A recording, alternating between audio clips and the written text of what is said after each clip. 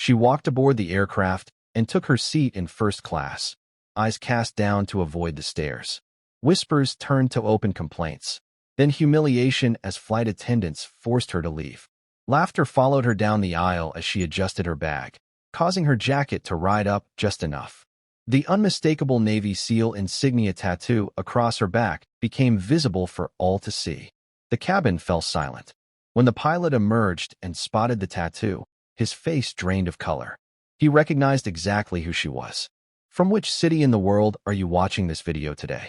If this story touched you, please consider subscribing for more stories that honor those who serve without seeking recognition.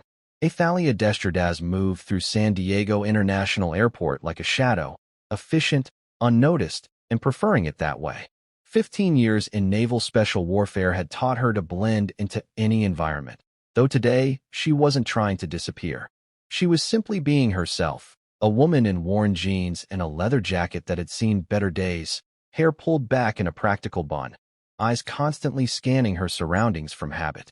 The first-class boarding call for Flight 237 to Washington, D.C., echoed through the terminal. Athalia shouldered her weathered duffel bag, the same one that had accompanied her to 4 continents, and joined the line, boarding pass in hand. The businessman ahead of her, dressed in an immaculate charcoal suit, gave her a sidelong glance before returning to his phone conversation about quarterly projections. She ignored him. The message from her brother burned in her mind. Dad's condition worsened. Doctor says days, not weeks. Please hurry. After 15 years of answering every call except the ones from home, she was finally going back. Too late, perhaps. The gate agent barely glanced at her boarding pass, focused more on the suited passengers ahead and behind. Athalia strode down the jet bridge with the efficient gait of someone who never wasted movement. As she stepped aboard, the lead flight attendant's smile faltered momentarily as she looked at Athalia's casual attire, then recovered with professional quickness. "Welcome aboard," she said, tone neutral. "First class is to your right." Athalia found her seat in first class, 1C aisle, and stowed her bag efficiently. Around her, business people and well-heeled travelers settled in with practiced entitlement. Across the aisle, Marcus Langley, a man in his mid-50s with the confident posture of someone who expected the world to bend to his preferences, frowned at her arrival. "Excuse me," she said quietly, needing to access her seat. Marcus made a show of sighing and shifting his legs, not quite standing. "I think you might be in the wrong section," he said, just loud enough for nearby passengers to hear. Athalia simply showed her boarding pass. 1C. She settled into her seat, keeping her movements contained, as she'd learned to do in spaces where detection meant death. Her phone vibrated. Another text from her brother. "Where are you? He's asking for you." The announcement came. A weather system had delayed their departure. 40 minutes, possibly longer. Mina Parrish, a flight attendant with a practiced smile, approached offering pre-flight beverages. "Just water, please," Athalia said.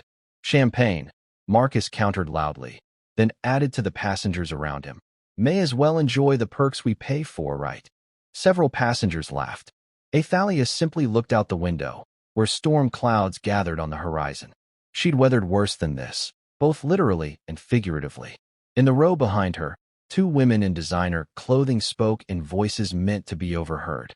"Standards really have slipped," one said. "I remember when people dressed properly for first class." "Maybe she won an upgrade," the other replied with a chuckle. "Those online contests, you know." Athalia didn't react. She'd been through hostage extractions in Taliban territory. Airline passenger commentary barely registered as conflict. Still, a familiar tension worked its way up her spine, the hypervigilance that never fully left, even years after leaving active field operations. As time passed and the delay stretched, the atmosphere in first class grew increasingly tense. Marcus became the unofficial spokesperson for passenger discontent, making increasingly loud comments about incompetence and wasted premium fees. Lucian Thorne, a younger executive 2 rows ahead, kept turning back to join the commiseration. "At these prices, they should at least keep us informed," he said, shooting a glance at Athalia, as if she were somehow responsible for the declining standards he perceived. When Mina returned with Dorinda Cavendish, the head flight attendant, Athalia sensed trouble before they reached her. "Miss Desjardins," Dorinda spoke with professional detachment. I'm afraid there's been a booking error. We need to relocate you to economy class. Athalia looked at her boarding pass, then back at Dorinda. This says 1C. Yes, but our manifest shows, Dorinda began. Finally, Marcus interrupted. Some standards still exist. Dorinda lowered her voice. I apologize for the inconvenience, but we need this seat for another passenger. We can offer you credit toward a future flight. Around her, Athalia noted the satisfied smirks. She'd faced enemy fire with less hostility than these expressions. For a moment, she considered arguing. She had every right to be there, but years of discipline made her choose the path of least resistance. Fine, she said quietly, gathering her bag. As she stood, Marcus muttered just loud enough. Some people just don't belong up here. You can always tell. Lucian Thorne actually took a photo of her as she moved past, thumbs working on his screen. Guess the airline's upgrading anyone these days. Flight fails. The walk of shame through the premium cabin felt longer than any mission extraction. Athalia kept her eyes forward, her face impassive. In economy class, Bennett Harlow, another flight attendant, led her through packed rows. We're completely full due to the weather cancellations, he explained nervously. We're trying to find you a seat. Athalia stood in the crowded aisle, holding her duffel as passengers stared. Military training had prepared her for many things, but the particular sting of public humiliation wasn't in any manual. She shifted her bag to her other shoulder, causing her jacket to ride up slightly at the back. A young woman seated nearby caught sight of something and straightened, eyes widening slightly, but Athalia adjusted her jacket quickly, and the moment passed.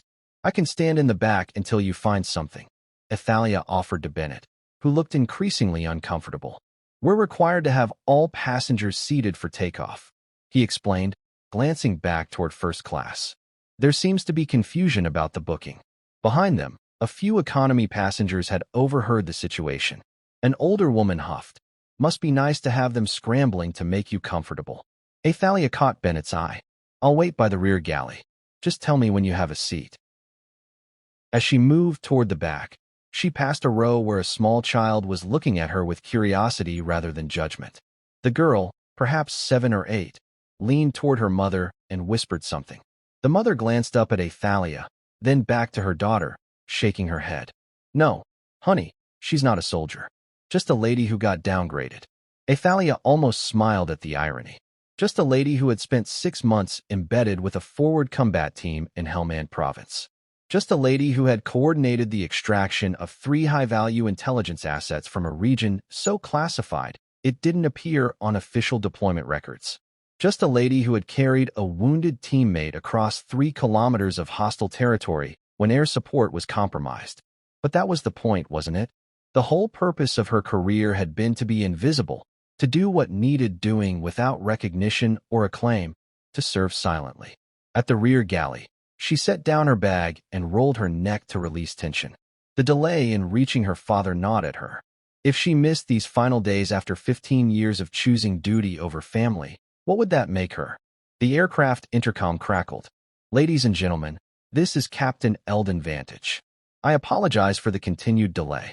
Air traffic control advises we should receive clearance within the next 15 minutes. Flight attendants, please prepare for a pre-departure check. Athalia noticed Bennett speaking with another crew member, both occasionally glancing in her direction. The problem of where to seat her remained unresolved. The cabin door had been closed for some time now. Outside, the weather was deteriorating. Through the small galley window, she could see ground crews working hastily, racing against the approaching storm. Captain Eldon Vantage had piloted commercial aircraft for 15 years after his military service. Routine was his religion. Pre-flight checks, crew briefings, and a personal walkthrough of the cabin before takeoff.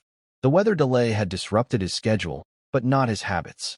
He emerged from the cockpit, adjusting his uniform cap as he stepped into the first-class cabin. Several passengers immediately raised concerns about the delay, which he acknowledged with professional courtesy. As he continued his walkthrough, he noticed an empty seat in first class, 1C, despite the full passenger manifest. Is there a passenger missing? He asked Dorinda, who had appeared at his side. No, Captain. There was a booking confusion. We relocated a passenger to economy. Vantage frowned slightly. In the middle of a full flight with weather delays? The passenger was accommodating, Dorinda assured him. He nodded and continued his walkthrough of the cabin, his eyes noting details